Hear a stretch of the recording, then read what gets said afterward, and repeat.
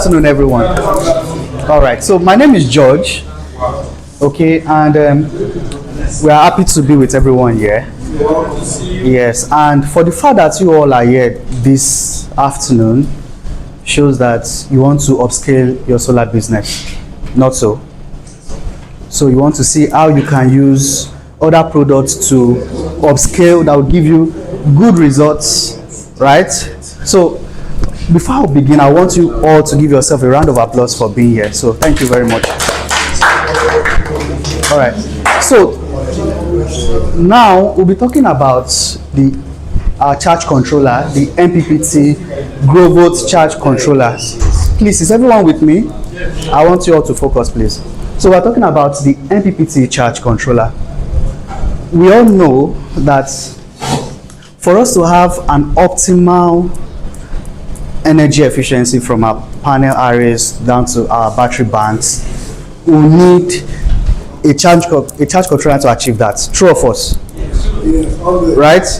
Exactly. So if we're not using an hybrid inverter that has an inbuilt MPPT, when we're using any of these, we want to use a charge controller, not so.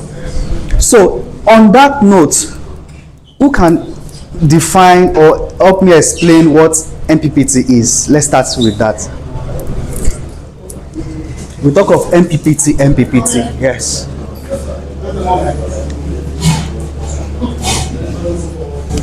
MPPT simply means maximum power point tracking. Thank you very much. And it charges the battery faster than PWM. So that once it charges to the maximum, assuming that the battery charge to the maximum level, okay, to convert the voltage. After I get to, you now convert the voltage to current. Is that current that we're using to drive the charges for the utility? Well said. Beautiful. Thank you. So maybe at the end of this, I will have a gift for you for that fine definition. So we'll jot that down. So yes. All right. So that's MPPT, right? It's an advanced electronic device that helps optimize the voltage current relationship from our solar array to our battery banks, right? Doing that very, very optimally. Now, there are various charge controllers in the market, but what makes this unique? These are the features of our charge controller. You see, it's adaptable to the 12 volts, 48 volts, 24 volts, and even as far as 96 volts. We have our charge controllers for that. So depending on your project size, we have charge controllers that are adaptable to that particular installation. And it is wall mounted. You mount it like this vertically, okay? And it has adjustable parameters press buttons. You see these buttons here? You can fiddle with it and adjust the parameters to suit your installation. And high tracking efficiency and high conversion efficiency. So when we're analyzing the data sheet, we're going to see at how many percent efficiency does this operate on and what makes it very, very more superior. It has an LED display, and it has a reverse polarity function or a reverse protection function on our inputs and outputs on the charge controller. So look at the charge controller here. So this is the charge controller, everyone. So when we see the charge controller, this is the casing, right? We have the screws, you mount it to the wall, okay? And these are the functions. This is the escape function, this is the page up, page down function, and this is the function. Then you can see this three lights indicator here. We have the alarm indicator, the charge indicator, and the load indicator. Then in this area, when doing your installation, you unscrew. You have your PV inputs, your load inputs, and the one for load outputs rather, the one for battery and all of that. So this is it. Here we have the vents area and inbuilt fans, and with an inbuilt thermostat. So maybe as a result of so much work, that thermostat help control the temperature inside, and the fans comes up. So that's the these are the features of the charge controller. So let's go, let's fiddle on the data sheet. All right, so our charge controllers are in 40 amps, right? We have them in our 60 amps, 80 amps, 100 amps, and we have from the 40 to the 100 amps. We can see that it is adaptable to 12 volts, 48 volts, and 24 volts system. Then we also have the 80 amps and 100 amps charge controller that are specifically adaptable to the 96 volts system. Okay, then the charge controller as is applicable to lead acid batteries, gel batteries, and the likes. And we even see that when we use them with our lithium batteries, we're using the charge controller as well. So it's still very applicable to that. Then it has a maximum PV input voltage circuit of 150 volts and 250 volts. So can someone explain what this PV input voltage is all about?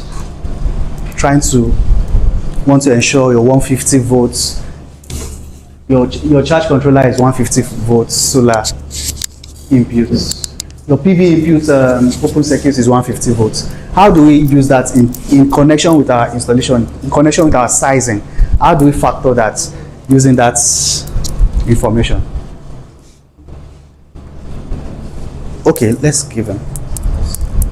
Okay, we'll come back. We'll come to you. I stand to be corrected. Okay. From the word PV means the panel voltage. Okay. Coming from the ultraviolet rays. So the maximum that is expected to enter the MPPT, since it's been rated 150, it should not exceed that 150 volts. Okay. That is what it stands for. Well said. So let's say our PV input, or each VOC of a panel is about 30 volts. Right? 30 volts. How many panels should we use not to exceed that? Not to exceed that. Using it, sorry? 5 panels. Will it be safe to use 5 panels? Theoretically. Will it be safe to use 5 panels? It's not theoretically. You said no? Okay, please, can you explain why you said no? The maximum voltage of this thing is 150, so it's not good to like to adhere exactly one, because anything can happen. So like you have to give that tolerance. So what do you advise should be used? How many panels? mass of 4.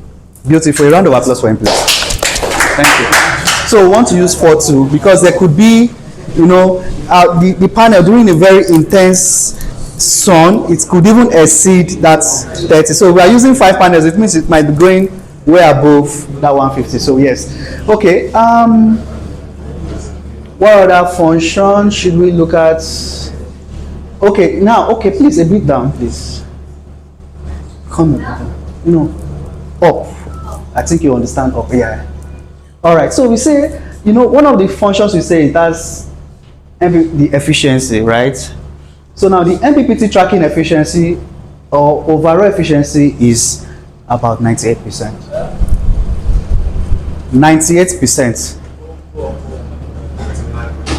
So when you're having 98% of a machine, what does that tell you? It's a very good machine, right? So you are getting 98% efficiency from using this charge controller. That's why it's a very rugged charge controller. Very, very rugged. So you are getting 98 overall percent or even more. Now let's look at the input voltage from the panels, right? So when you are using a 12 volt system, your input voltage should be a minimum of 20 volts and maximum of 150 volts. Okay, and we are using a 24 volt system. Your minimum should be 35 volts and 36 volts. Sorry, my eye is not too. And highest should be 150 volts. And if it's a 48 volt system, 48 volts minimum and 150 volts maximum. This guides you when when doing your system sizing. You want to factor all of this into consideration. Now, there's also another insightful feature of this charge controller. Now, the solar panel rated inputs power, right? So for a 12-volt system, let's say you are using a 40 amps charge controller, for example, and your system is 12 volts. The rated input power from your solar array should be around 540 watts. Okay, but then the interesting feature of this is it can take double the size, right? So it can take double the size. So let's say your solar array is giving you about 1080 watts. It can take that, but it absorbs the rated inputs. The reason for this is this: during a cloudy period, right, during when the weather is very unfriendly and you have enough solar array, because it can accommodate double of it, it means it will still operate optimally. You can still get around that 540 watts even during cloudy period.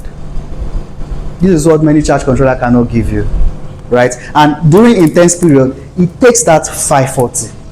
During cloudy period, it can even take more. So this is the beauty of this charge controller, and it's also applicable to a 24 volt, 36 volts, 48 volts, and it's applicable like that. Can we go down, please? All right. Now, the nominal charge current, or nominal load current, I mean to say, if it is a 40 amp charge controller, ensure you are using 40 amps. You shouldn't exceed that. For 60 amps, you use 60 amps.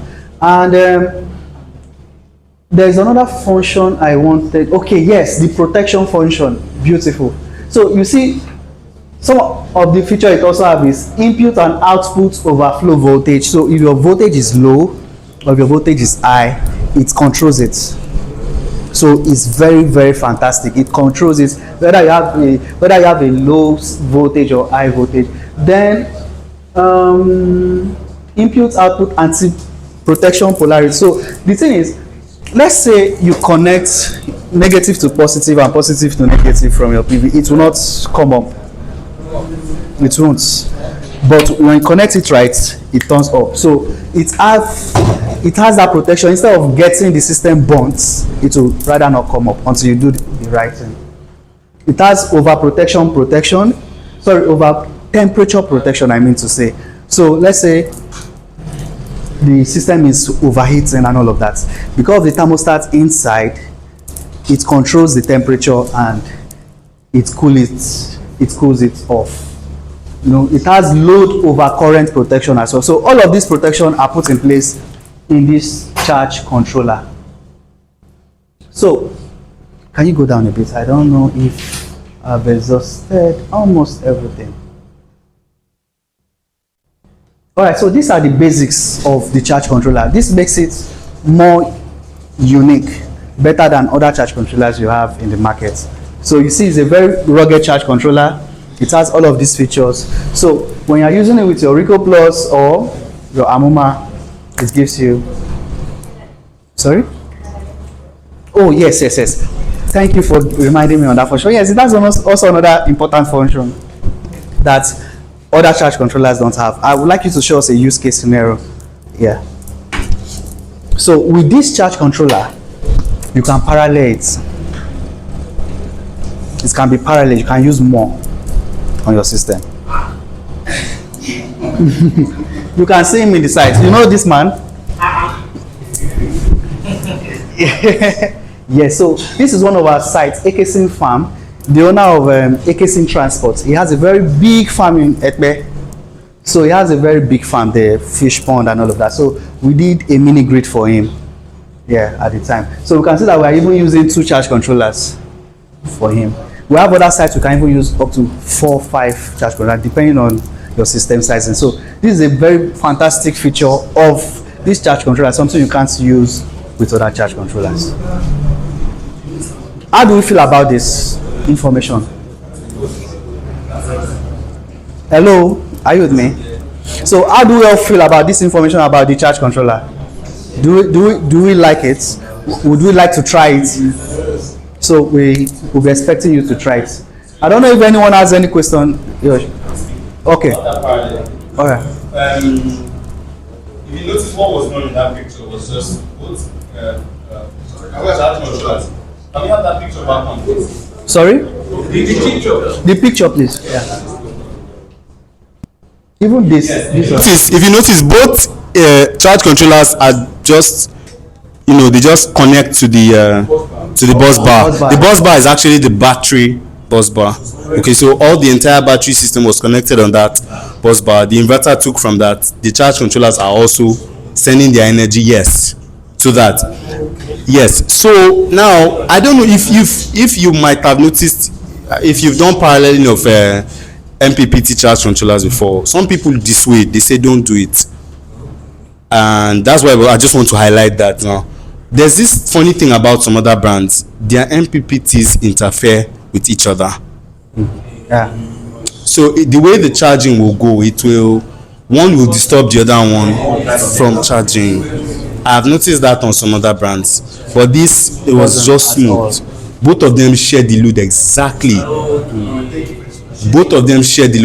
So paralleling is very well supported on this brand. So if you have multiple PV arrays and then you want to use all those multiple PV arrays, you've already reached the limit of one charge controller. You introduce the next one, you reach its own limit, you put the next charge controller, you factor all that into your sizing, and at the end all of them will give energy to that same bus bar for the battery bank, and they relate very well. There's not even any special connection cable between them. No, it's a very smart, very intelligent system. I've tried doing that with some other brands, and then the MPPTs is just seriously disturbing, interfering with each other, but this smooth. So that's the thing about the parallel. That's why we had to highlight it. Thank you. So thank you very much. All right. So yeah, one more question. All right. Depends on our system. The system you are talking about, I stand to be correct. Is it the battery? Maybe the size of the battery that will determine if we have to connect them in parallel. Because connecting them in parallel to give us the same voltage, but the current will be increased. Okay. That's the principle behind connecting in parallel. Okay. So why connecting this now? Going to the battery directly from the bus bar. Are you now saying you separate different battery? Maybe section them. Section of the battery. This one go to this one. This one go to this one. Okay. Can you share more light on that? You're raising up your hand. You want to talk? Okay. Yes. What was done here is that all the battery was connected in series and parallel. That system battery unit there, and for that system battery, this 48 volt system. So you series 4 and you parallel. Then the battery, all the battery inlet come to the bus bar. From the bus bar, we feed our inverter. It was still inverter then, that was series. You understand? It was parallel. We parallel the three inverter. It's 48 volts for 3 phase. Phase 1, phase 2, phase 3. Then the inverter feed from the bus bar. The battery feed the bus bar. The charge controller feed from the bus bar. Do you understand? So that's battery bus bar. So at the end of the connections, there will be 2 wire left, the positive and the negative. They feed to the bus bar. Now we have the positive terminal, we have the negative terminal. So from the charge controller, the 2 charge controller is connected to the same bus bar. So they get charge the bus bar. So but the PV feed the charge controller separately. It's 2 different sets of PV. After the series and series, then the 2 stream, 1-to-1 bus, 1 charge controller. What the second one to what? You can see 2 MC4 there, breaker, LCCB there. So it's on the MCCB. So where the DC breaker, where this is the panel wire, and that's also the panel wire. But the charge controller feed back to the bus bar. So all the battery is connected to the 2 charge controller from the bus bar. Is that clear? All right. Another Also mention of one thing. Okay. I don't know how you said that the charge controller has a protecting device Yes. in it. Okay. that even when one mistakenly put, wrongly placed polarization, Yeah.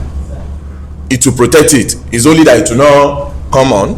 No, but the regular charge controller that we are used to outside, more especially LPPT, when you mistakenly put PV in before battery, you will just hear The alarm sound. so this is your device. You said it has a protecting device in it. Yes. Can one try by putting PV first? Sorry.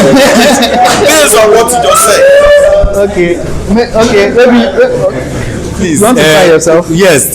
Still, I know we there's protection, but still, we don't want to test these things. Okay, the normal way of connecting your charge controller is battery first, PV next. Exactly. Yes, so please try to stick to that. At least Wait. Yes, try to stick to that. No, really. There's protection, yes, but don't. Yes, don't push it. Although, what really causes what I've noticed from experience too is that if the PV voltage is very high, the function of putting your battery into your charge controller first is a form of stabilizing. It first gives the charge controller the voltage that the charge controller should work with. Do you understand? It gives the charge controller what voltage range should I be working with. Then by the time you introduce PV, it will now know how to collect that. And now the battery in itself is a form of where that energy is being channeled to. Do you understand? Now if you send PV energy, maybe a high amount of PV energy only into this kind of MPV charge controller, that energy does not have anywhere to be conducted to. It's just entering the charge controller with so much force and nothing to connect to send it out to, which is that battery. So that's why you put in the battery first before you put in the charge controller and before you put in the PV, so that it can conduct that energy, it can stabilize it. If you don't do that, if the voltage is high from PV, although I have seen sometimes where some people made some mistakes whereby they put in the PV first, but if that voltage maybe it was low, it's not a very bright sunny day, like an evening time or very early morning time, the total PV voltage may not be very high, but still you have to follow the standard of operation. Put in your battery first for your PV. Before you put in your PV. Don't. Alright, but you can still choose to try anyway. You can just buy one and try. Let's see how it works. Okay, you want to say something? Yes. Okay, sorry, please. Let's give this man an opportunity. He's raising up his hand. Okay. So let me answer. Please, my Nigeria people. My Nigeria people. Ha. Now wicked o. Don't do it. Please, don't do it. See, what is Yoruba sọ pé tó dá ò dá? Am I right? So what is not good is not good. It's good to do things right. And the reason why all these features are there is just for minor errors, which they know we can make that error. Don't think because they said you have this, you're not going to do it. That is wrong. Don't do it. You understand? Okay? I've made some kind of mistake like that before. That's why I took the mic. I use an SMA, is it SMS? SMS. Charge controller. It roasted in my hand.